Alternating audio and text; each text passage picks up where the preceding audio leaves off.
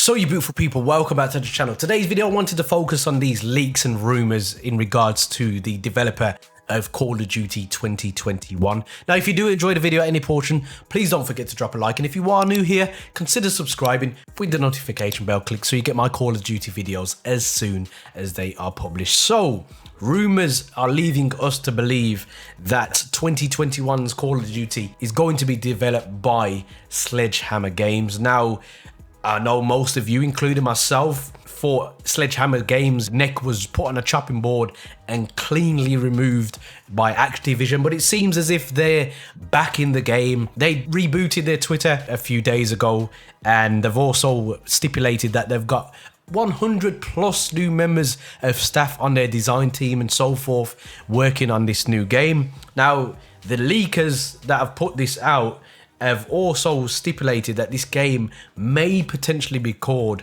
Call of Duty World War 3, which to me is just a very generic name. Obviously we've had World War 2 already, so World War 3 would seem like the natural transition, but it does lack originality to me. But also in these leaks, there's rumors that we may have portions of the game that are advanced movements, which is something I really look up to the sky and hope isn't true at all. Now, what it seems as if is going to happen here is that Sledgehammer Games will make futuristic Call of Duties. Then we'll have Infinity Ward making your modern day, and then Trakky will be the ones who make those games of the past. The old school kind of feel. Now, that isn't such a bad thing in my personal opinion. However, I just don't really trust Sledgehammer when it comes to them making a Call of Duty game. They have made some of the worst Call of Duties I have ever played, in my opinion. The only saving grace why I can't absolutely berate them is because they had an involvement in one of my favorite Call of Duties, which is Modern Warfare 3. Now, I know Michael Condrey was involved in the design element of that game, even though he was theoretically shown the door through a promotion by Activision after the state that they left, him and Mr. Schofield left Call of Duty World War 2 in. Now, a lot of people said to me, Trakky, you should come back to Call of Duty World War 2 after about 6 months, because it had this massive redevelopment and the game was changed and certain things were fixed. And for those of you who have been around for a long enough period, you would have known I absolutely hated the division system. I just thought it was so anti-Call of Duty, it was unbelievable. And one of the first things I said was, you should be allowed to combine two, which is something I believe they done in the end. I'm not quite sure, didn't really follow it up. But that game was just dreadful in my opinion. And for those of you who said you should come back, I don't pay for a Call of Duty game for it to get to where it should be 6 months later. And that seems to be a massive problem at the moment that hopefully with the reinitiation of Sledgehammer will be resolved.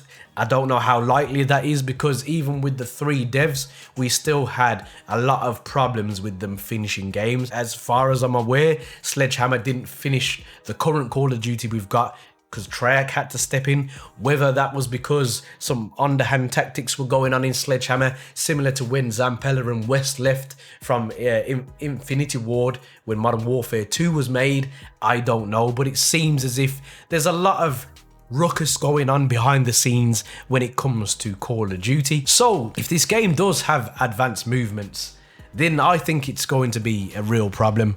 And the reason I feel this way is because people have short memories. I thoroughly enjoyed, and a lot of people are going to shoot me down for saying this, but I'm going to say it anyway, I thoroughly enjoyed Infinite Warfare. I didn't at the start, but after a few weeks, I started to realize a few things about that game. It had a much more fair supply drop system. You could earn any weapon from the supply drops that you wanted. You could unlock them just by playing the game. So that was better than Black Ops 3.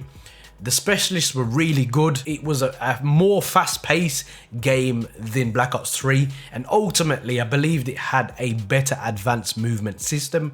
And then you had Advanced Warfare, which the less we talk about, the better, because that goes down as right down the bottom of the pile with Modern Warfare 2019 for the worst Call of Duties ever made, in my personal opinion. The reason Infinite Warfare got such a bad name and a bad rap from the community was simply because of one thing. We were absolutely exhausted and fed up with advanced movements. We never wanted to see them again, and that's why that particular game has one of the most disliked videos in YouTube history, because people made it known, and obviously a few extra people would have, created different accounts and jumped on the bandwagon, but it was evidently clear within the first few hours of the trailer's release how the Call of Duty community felt about that game. And if we go down the Advanced Warfare 2-esque type of gameplay with advanced movements again, I think Call of Duty and Activision have got a massive problem, mainly for one reason, and one reason only, and that is Battlefield 6. Battlefield 6 could be the game that gives Activision a lot of headache, a lot of problems. Now, we always have this conversation about Battlefield and Call of Duty every single year, but there's been a few massive changes when it comes to Battlefield. Now, for those of you who weren't paying attention, because I play both games, there was basically a standoff between the head of Battlefield and the Battlefield community, and it was a lot of this SJW sort of stuff going on. There was a female who was, the #1 character for the artwork, when this was supposed to be a semi-historically accurate game. Yes, there were women soldiers, but not in the magnitude that they were trying to portray. And the problem was, when you pee off your core customer base and then turn around to them and say, if you don't like it, don't buy the game, then that's exactly what they will do. And that's what happened with Battlefield. Battlefield fans downed tools. They did it with Battlefront, they did it with Battlefield, and the game literally just crashed and burned in reality. What has happened since then? Well, EA, DICE and all of that have had to really sit down and focus hard, because they know they have to win their fans back.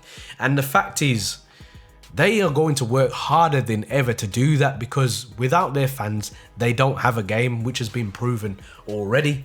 So I feel like they're going to bring out all the stops to make sure that this game is a modern shooter that will directly challenge Call of Duty, and all the things that are going on currently in Call of Duty are going to be amplified. I mean, it's pretty simple. Modern Warfare 2019 was designed to pull Battlefield fans over from a failing franchise because of movements that were made by people in charge. It's all good stealing people from another franchise, but if you're not listening to the very people that are already in your franchise, and then somebody else comes along and does the same that you did previously, you're going to lose the same people that you tried to gain. If they go the boots off the ground direction, and two, if they don't start listening a little bit more, because Battlefield 6 is definitely going to be that game that's going to make Activision think twice about how they are operating with the Call of Duty franchise. Guys, let me know down in the comment section your thoughts on this video, the leaks and Battlefield 6. Guys, there are many buttons you could hit, but a like and subscribe button, I hope they took your fancy. And as always, guys, don't forget to stay on the right track. Peace.